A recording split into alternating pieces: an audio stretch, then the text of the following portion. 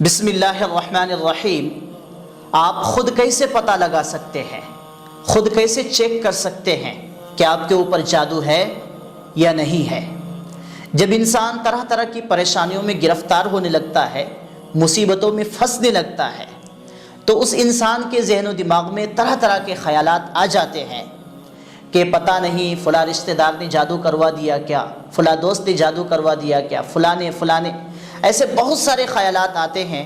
جب ان خیالات کو لے کر کسی عامل کے پاس جاتے ہیں تو ان خیالات میں وہ عاملین کیا کرتے ہیں، اور بھی ہوا دے کر اس انسان کو اور بھی الجھا دیتا ہے کہ جناب آپ کے اوپر تو آپ کے قریبی کسی رشتہ دار نے آپ کے اوپر سخت خطرناک قسم کی جادو کرایا ہوا ہے، جس سے آپ کو خطرناک قسم کا نقصان ہوگا، ہو سکتا ہے کہ آپ ہلاک ہو جائے، برباد ہو جائے۔ ایسے طرح طرح کے خیالات اس انسان کے ذہن و دماغ میں ڈال دیتا ہے۔ پھر وہ انسان مجبور ہو کر کہتا ہے کہ جناب آپ علاج کر دو۔ علاج کروایا، کچھ فرق نہیں پڑا۔ کہ اس دنیا کو اللہ تبارک و تعالیٰ نے بنا کے جادوگروں کے رحم و کرم پہ چھوڑ دیا کہ بار بار ہمارے اوپر جادو ہوتا رہے؟ کہ اللہ تعالیٰ نے جادوگروں کو یہ کہہ دیا کہ جادوگروں چلاؤ تم اپنے خواہش کے مطابق اس دنیا کو؟ بالکل ایسا نہیں ہے۔ ہم کچھ بھی پریشانی میں مبتلا ہو، ہم یہ تصور کر لیں کہ جادو ہے، ایسا تو نہیں ہوتا۔ جادو اتنی آسانی سے نہیں ہوتی کسی بھی مسلمان، کسی مومن کے اوپر۔ تو آپ جانیے کچھ علامات جن کے اندر بھی 50% یہ علامات پائی جائیں تو سمجھے ان کے اوپر جادو ہے، اور بہت ہی آسان علاج ہے اس کا۔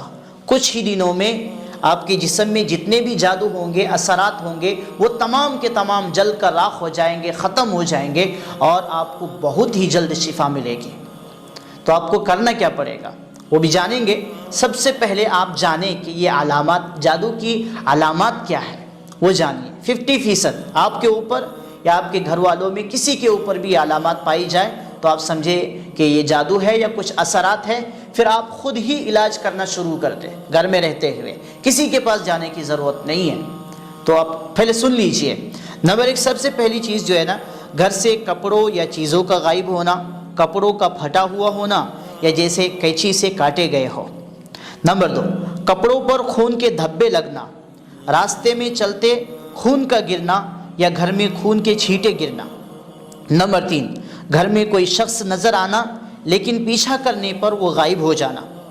نمبر 4، خواب میں کسی شخص سے جھگڑا ہونا اور صبح اٹھ کر جسم پر چوٹ کے نشانات پانا۔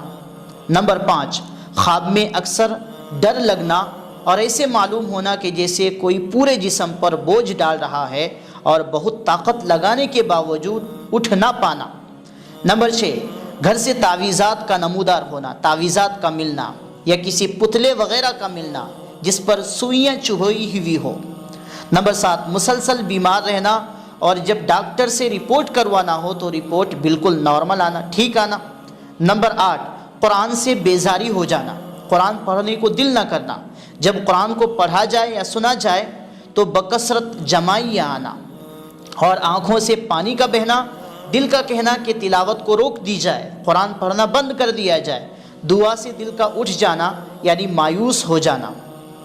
نمبر 9، سر، آنکھ اور گردن میں اکثر درد رہنا اور دماغ کا غیر معمولی طور پر بھاری رہنا، جیسے کسی نے بوجھ ڈال رکھا ہو۔ نمبر 10، خواب میں بکثرت جانوروں کا نظر آنا، جیسے بھینس، ریچھ، گائیں اور سانپ، بچھو وغیرہ۔ نمبر 11، مرگی کا دورہ پڑنا یا کسی انسان کا اچانک ایسی زبان بولنے لگنا جو وہ خود نہیں جانتا۔ نمبر 12، شیرخوار بچے یعنی چھوٹے بچے کا ماں کا دودھ چھوڑ دینا، بچے کا ڈرنا اور بغیر وجہ کے روتے رہنا۔ نمبر 13، اکثر ایسے لگنا جیسے کہ کوئی نام لے کر پکار رہا ہے لیکن جب ادھر ادھر دیکھا جائے تو کوئی نہ دکھائی دیتا ہو نہ کوئی نظر آتا ہو۔ نمبر 14، بچے کا بار بار پیدائش سے پہلے ہی جان دے دینا یا پیدا ہونے کے بعد چند روز میں، کچھ دنوں میں سوکھ کر ختم ہو جانا۔ ایک چیز ہمیشہ یاد رکھیے کہ جادو اللہ کے حکم سے باہر نہیں ہے، بس اللہ تبارک و تعالیٰ کی طرف سے ایک ڈھیل ہے۔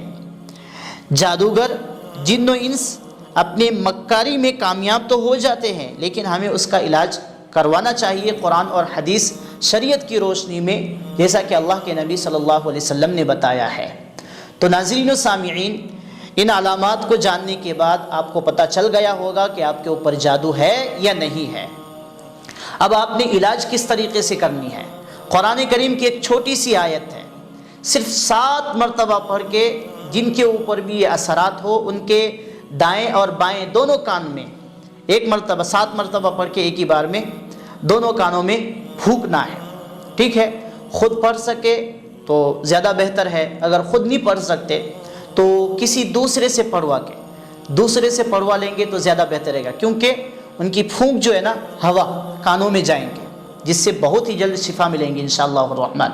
تو وہ آیت دیکھ لیجئے اسکرین میں، وہ آیت یہ ہے وَلَقَدْ فَتَنَّا سُلَيْمَانَ وَأَلْقَيْنَا عَلَى كُرْسِيِّهِ جَسَدًا ثُمَّ أَنَابَ وَلَقَدْ فَتَنَّا سُلَيْمَانَ وَأَلْقَيْنَا عَلَى كُرْسِيِّهِ جَسَدًا ثُمَّ أَنَابَ، سورہ صاد آیت نمبر 34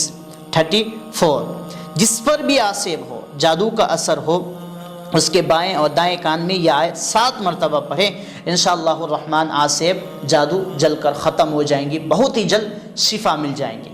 اس کے ساتھ ساتھ دوسرا عمل جو آپ نے کرنا ہے، جس سے آپ کو اور بھی زیادہ رزلٹ ملے گا اور آپ کے گھر سے جادو وغیرہ کا صفایا ہو جائے گا، سورہ یاسین آیت نمبر 1 سے آیت نمبر 12 تک 7 مرتبہ پڑھنی ہے، 7 مرتبہ سورہ یاسین آیت نمبر 1 سے آیت نمبر 12 تک 7 مرتبہ پڑھنے کے بعد 3 مرتبہ آیت الکرسی پڑھیے، 3 مرتبہ سورہ فلق، 3 مرتبہ سورہ ناس پڑھ کے پانی پہ دم کیجئے، اس پانی کو پیجئے، اپنے اوپر چھڑکیے اور اس پانی کو اپنے گھر کے سب کونوں میں، سب دیواروں میں، چھتوں میں چھڑک دیجئے اچھی طریقے سے۔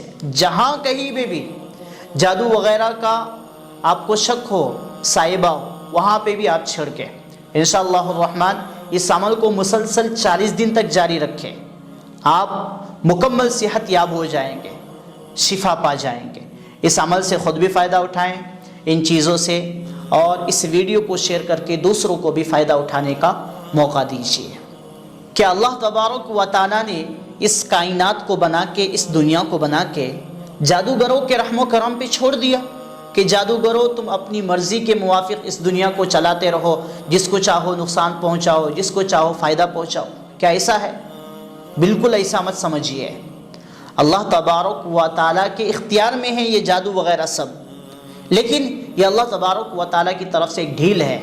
جب اللہ تبارک و تعالیٰ ایسے لوگوں کی پکڑ فرمائیں گے نا، تو اتنی سخت اور خطرناک پکڑ فرمائیں گے تو ان کو بچانے والا کوئی نہیں ہوگا، ان کی جادو بھی کام نہیں آئے گی، یہ نہ دنیا کے رہیں گے اور نہ آخرت کے، ہمیشہ ہمیش کے لیے جہنم میں دھکیل دیے جائیں گے۔